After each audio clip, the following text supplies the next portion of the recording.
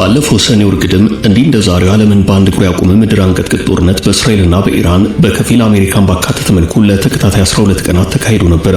ጦርነቱ ድንገት የቆመው በፖለቲካው ዓለም እንደ ልቡ በሚባሉት በአሜሪካው ፕሬዝዳንት ዶናልድ ትራምፕ ቀጭን ትዕዛዝ ነበር። አሁን ጦርነቱ ተመልሶ አገርሽቷል። ምክንያቱ ትራምፕ ናቸው።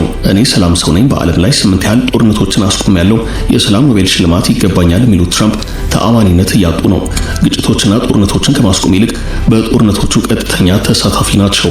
አሜሪካ ከእስራኤል ጋር በጋራ በመሆን ጦርነት የከፈተችው በአሜሪካና በኢራን መካከል በተደረገው ድርድር ትራምፕ ደስተኛ ለመሆናቸውን ካሳወቁ ከጥቂት ሰዓታት በኋላ ነው። የድርድሩ ውጤት ለጊዜው ባይታወቅም ከድርድሩ ጋር ተያይዞ ትራምፕ በኢራን ላይ ይፋዊ ጦርነት እንዲጀምር አዘዋል። በዚህ ጦርነት የኢራኑ መንፈሳዊ መሪና የበላይ ጠባቂ የሆኑት አያቶላ አሊ ኻሜኒ ያሰጋቸዋል ተብሏል። በመጀመሪያው ጥቃት በአያቶላ መስሪያ ቤት አጠገብ ከፍተኛ ፍንዳታ ተሰምቷል። አያቶላ ወደ ዋሻ ወደ ተለየ ስፍራ ሊደበቁ እንደሚችሉ ቢጠበቅም ጥቃቱ ግን እርሳቸው ላይ አነጣጥሯል። ባለፈው ጦርነት ትራምፕና ኔታንያሁ በአያቶላ ላይ መዛታቸው የሚታወስ ነው።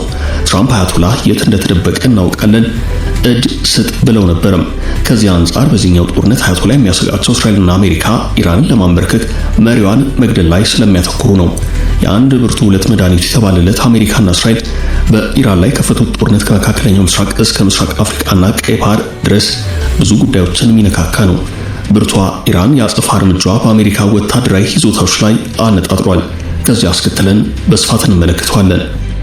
በተደጋጋሚ ገንብቶ በማስረከብ በደንበኞች የተመሰከረለት ዳኮርድ ሪል ስቴት አሁን ደግሞ በመሃል አዲስ አበባ ጀሞ አንድ የሚገኘው ሳይት ላይ ግንባታ ሂደታቸው 40% የደረሱ በአንድ ዓመት ብቻ የሚረከቧቸውን አፓርትመንቶች ከ70/30 የባንክ ብድር ጋር አቀረበላችሁ። ባለ 1 መኝታ 80 ካሬ፣ ባለ 2 መኝታ 110 እና 118 ካሬ ከ623200 ብር ቅድመ ክፍያ ጀምሮ እስከ 1 ሚሊዮን ብር ከሚደርስ ልዩ ቅናሽ ጋር ይዞላችሁ ቀርቧል። ለበለጠ መረጃ 0911057674 ወይም 0926930578 ይደውሉ። ዳኮርድ በልዩነት የተገነባ። የትራምፕ አዋጅና የኢራን አጸፋም። የአሜሪካው ፕሬዝዳንት ዶናልድ ትራምፕ በኢራን ላይ ከባድ ወታደራዊ ዘመቻ መጀመሩን በይፋ ማወጃቸው ቀጣዩን ጊዜ አስጊ አድርጎታል። ትራምፕ እስራኤል በኢራን ላይ የሚሳኤል ጥቃት መክፈቷን ካሳወቀች በኋላ አሜሪካን በሀገሪቱ ላይ ከባድ ወታደራዊ የውጊያ ዘመቻ መጀመሯን ገልጸዋል። የኢራን አብዮታዊ ዘብ በበኩሉ በእስራኤል ላይ መጀመሪያው መጠነ ሰፊ የአጸፋ የሚሳኤልና የድሮን ጥቃት መሰንዘሩን ተናግሯል። ባህሬን በሀገሪቱ በሚገኘው የአሜሪካ ባህር ኃይል 5ኛ ክፍለ ጦር ዋና መስሪያ ቤት ላይ የሚሳኤል ጥቃት መነጣጠሩን አሳውቃለች። በካታር ደግሞ አንድ ሚሳኤል በአየር ላይ መክሸፉ ተነግሯል። በተባበሩት አረብ ኤምሬቶች መዲና አቡዳቢ ፍንዳታ መከሰቱ የተሰማ ሲሆን የቀጠናው ሀገራት የአየር ክልላቸውን ዘግተዋል። በኢራን ዋና ከተማ ቴህራን ተከታታይ ፍንዳታዎች ተሰምተዋል። በሌሎች የሀገሪቱ አካባቢዎችም ተመሳሳይ ነገር ተሰምቷል። እስካሁን ከኢራን መንግስት የተሰጠ ይፋዊ ምላሽ ባይኖርም የሀገሪቱ የመንግስት ብዙሃን መገናኛዎች ፕሬዝዳንት ማሱድ ፔዜሽኪያን በሰላምና በደህና ሁኔታ ላይ እንደሚገኙ ዘግበዋል። የተባበሩት አረብ ኤምሬቶች በኢራን ጥቃት እንደተፈጸመባትና አንድ ኤዥያዊ ሰው እንደሞተ ተናግራለች። ኢራን ያጸፋ ጥቃቷ እስራኤል ላይ ብቻ አልተገደበም።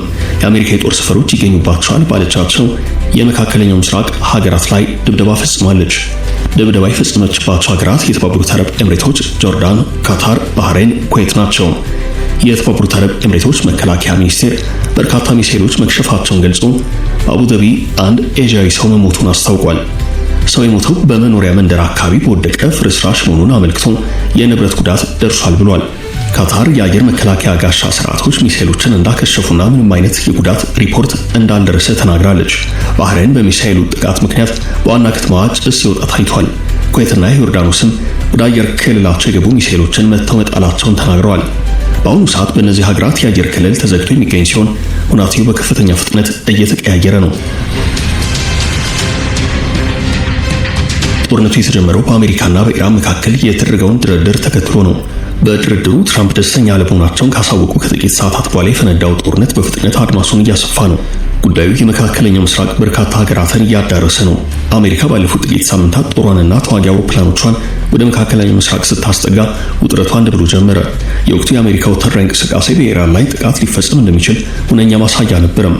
እስራኤልና አሜሪካ በቅንጅት ሆነው በኢራን ዋና ከተማ ቴህራን የጀመሩትን ጥቃት ወደ ተለያዩ የሀገሪቱ ክፍሎች ጭምር እያስፋፉ ነው።